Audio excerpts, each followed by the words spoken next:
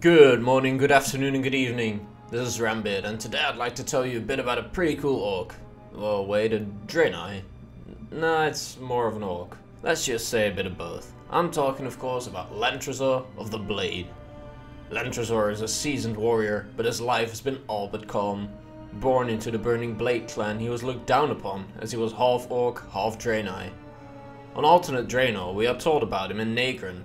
He is supposedly not unfriendly towards us, and thus we might find an ally in him. Alvalor is where we are to meet him, where he's chained up in a small hut, and he tells us more about his youth. Despite his frowned upon heritage, he was initially allowed to live as a member of the Burning Blade clan. He trained hard and became a solid blademaster. At one point, however, a couple of his clan members that looked down upon him the most, led by warlord Darl of the thrice bloody Blade. When this happened, they banished Lantresor from the clan without a second thought. He roamed the plains of Nagrand, looking for reason, but found none. Eventually he would return to Halvalor to seek a place among the Burning Blade once again. When he was initially banished, he was not allowed to fight for his spot in the clan at all. He was just instantly sent away. This is not really common in the Burning Blade clan, and as of his return to Halvalor, Lantresor requested a fight anyway. If he lost, he'd die. If he won, he'd be allowed to live amongst the clan. Rather than accepting this challenge, Warlord Darl ordered for Lantresor to be chained up, which is pretty dishonorable. Honor is usually a key factor in Burning Blade business, but Darl seems to be lacking quite a bit of it. We are to free Lantresor from his chains, but before we do so, we help him gather his banner, which was taken from him during his banishment, and his warblade, which was taken from him only recently, when he returned to Halvalor. We find the banner in a random chest around the town, but the blade is being kept by Luke, son of Darl. We challenge him and manage to kill him, taking the warblade for ourselves.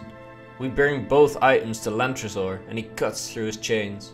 He tells us to meet him in the Master's Cavern, where we would be able to challenge the Burning Blade leadership. We go into the grotto and move to the seat of the leaders together with Lantresor. We challenge Darl and he chooses a champion. Some Warsong representative that happens to be around. We kill him with ease, but this does not mean we are finished. Darl sends his two grandsons after us, Gorn and Sesk. These two do prove a small challenge, but we kill them. At this point, Darl should have accepted our victory, but his lack of honor shows once again. He charges at us and tries to kill us. To be honest, it's kind of understandable, as he just lost his son and two grandsons in a matter of an afternoon. Poor yet dishonorable lad. Lantresor joins in, and together with him we manage to kill Darl. Darl's last descendant, Azuka, takes on the role of leader upon her father's death and speaks to Lantresor. She says that Lantresor, despite being a respectable warrior, is still just a half-breed and thus unwelcome among the Burning Blade. Lantresor is pretty damn tired of it all and says that the clan is not worthy of him instead. After this, he just walks off. We see him again near our outpost in Nagrand, and as we are the only ones to have treated him with respect in a long time, and as we are competent fighters, Lantresor wishes to join us, and thus we can obtain him as a garrison follower. So he fights on, without a better to show for his affiliations this time. In our timeline, we're obviously a bit further ahead in time, and quite a lot has happened in and around Nagrand. It is important for the story to know how the ogres of Nagrand migrated, and what happened to the Burning Blade clan. Let's start with the Burning Blade clan. When the orcs drank the demon blood, some of them became so blood crazed that they would stop following orders. These overzealous ones would normally be slaughtered, but not the Burning Blade orcs. They were too valuable as of their skill in battle, and so they were kept alive, kept in check by ogres. They left their home in Nagrand to fight on Azeroth during the Second War, and they were used as a secret weapon. It was not enough though, and pretty much all Burning Blade members were killed or imprisoned.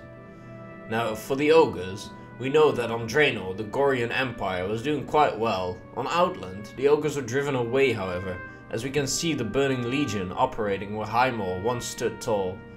The Empire broke up into lots of small clans, the Wormhole clan for instance, that now rules the northern part of Nagrand. Another clan, the Boulderfist clan, migrated towards where Halvalor once was, and they now inhabit the ruins. We can also find Boulderfist ogres in Arathi Highlands, so they were apparently part of the Horde army that strode through the Dark Portal. It is speculated that the ogres were locked on Azeroth after the second wall when the dark portal was closed, secluded from their clanmates in Nagrand. These ogres were likely the ones that kept the Burning Blade orcs from killing each other. Where the ogres kept the orcs in check on Azeroth, quite the opposite is happening in Nagrand on Outland.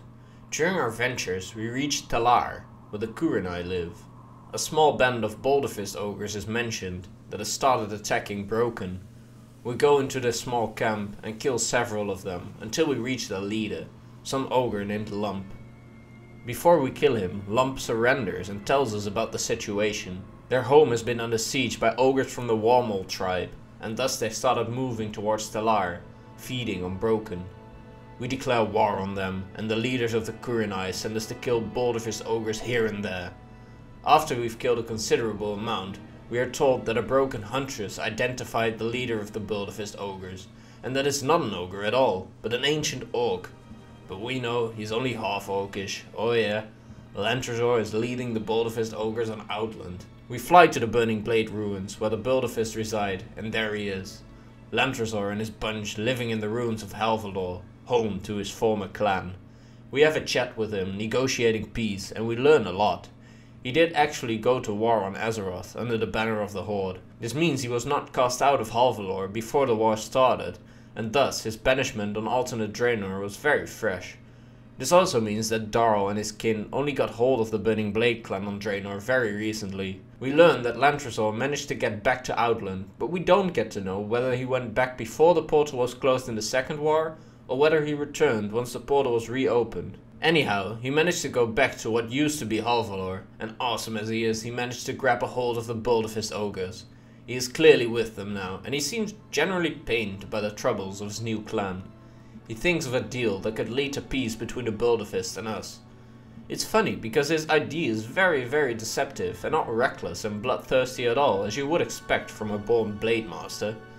We are to set the Warmol ogres up against another group of Nagrand inhabitants, the Kilsorrow orcs. We kill Kilsorrow orcs, planting Warmol banners in their bodies, and kill Warmol ogres, planting Kilsorrow banners in their bodies.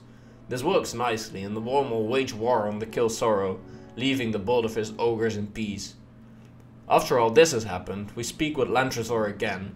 He thinks it's hilarious that his plan worked, and he sends a peace offering to the Kurenai. We can actually get his Warblade, which is pretty sweet if you ask me. But that's it for now. Lantresor will go on Outland, leading his people, or his ogres rather. On Draenor we can keep fighting alongside him, and I hope this video has given you a new understanding of this semi-draenei.